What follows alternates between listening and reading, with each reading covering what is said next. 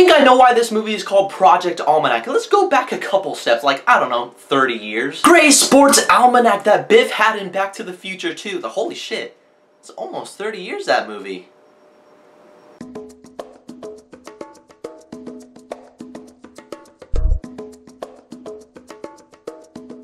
Okay, so Project Almanac. So Project Almanac focuses on these high school kids who are like really smart and shit. They're like the unpopular kids. And they discover that the main kid's dad built an unfinished time machine. They're like, let's finish it and just mess around with it. So they go back in time to change the past a bit and they do some pretty cool shit. And the stuff they do, I would do it. And I can't talk about it any further because, you know, spoilers, and I don't want to spoil it for you guys. Now, I didn't have any expectations going into Project Almanac because, first off, it's a found footage movie, and we all know we are sick and tired of those. And the main factor that made me go like, yep, that's gonna be a shitty movie is that the devil himself, Micheal Bay, is the producer. The horror. So those two things combined, it's not good. It's like if Hitler had a baby with Bin Laden. Just those two things mixed, it just doesn't go well. Actually, I'm quite surprised how much I enjoyed Project Almanac. It wasn't the disaster that I thought it was gonna be. Cause you have these high school kids, the uncool kids, and you're like, great, this movie's gonna focus on their stupid little high school problems that are probably not gonna matter later on in life. Although it kinda goes down that route, these characters were actually enjoyable and believable. Cause you hear them interact with one another and it got to the point where it's like, okay, I feel like I'm hanging out with them. It felt like Dazed and Confused to a certain degree. I'm not saying that this is Dazed and Confused. I'm saying that on the hangout part, because we all know that Dazed and Confused just may be the greatest hangout movie ever made. And Project Almanac, it definitely had that element to it. Because they talk about what they want to do to change their past, and some of them, they're like, I want to win the lottery, I want to go to Woodstock. And the main blonde chick, I shit you not, she was like, I want to go to the original Star Wars premiere. I was like, oh,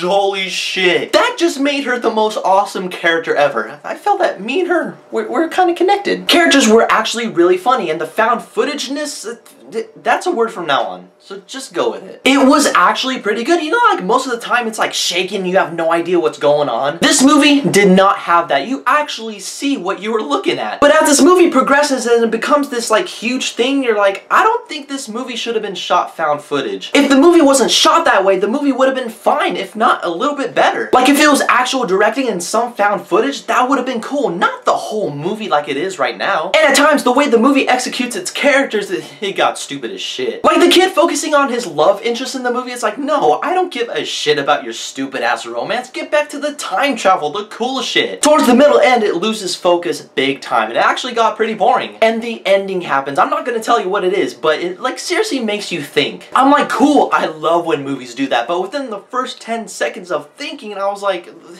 that ending absolutely made no sense. Because it convolutes everything that was being built up and you're like, yep, that was dumb. It just sucks when an enjoyable movie has a shitty ending. This movie had that. So Project Almanac had cool characters. They were funny. You felt like you were hanging out with them. The time travel shit they did, and that would be something I would do, so that was cool. But towards the middle end, it got boring and then the ending just absolutely made no fucking sense. But it's still a good movie. I enjoyed it, but if you guys are gonna see Project Almanac in theaters, see it at matinee. I was gonna give this movie a $2 theater rating, but the more I think about it, the girl that wanted to go back to see the original Star Wars premiere, I did not expect that shit, so I gotta give points to that. But have you guys seen Project Almanac? What did you guys think about it? And if you guys had a time travel device, where would you go back to? Whatever your thoughts are or your answers, leave a comment below. And as always, there's a link for my Twitter and my Facebook in the description below, but in the meantime, I have to get going.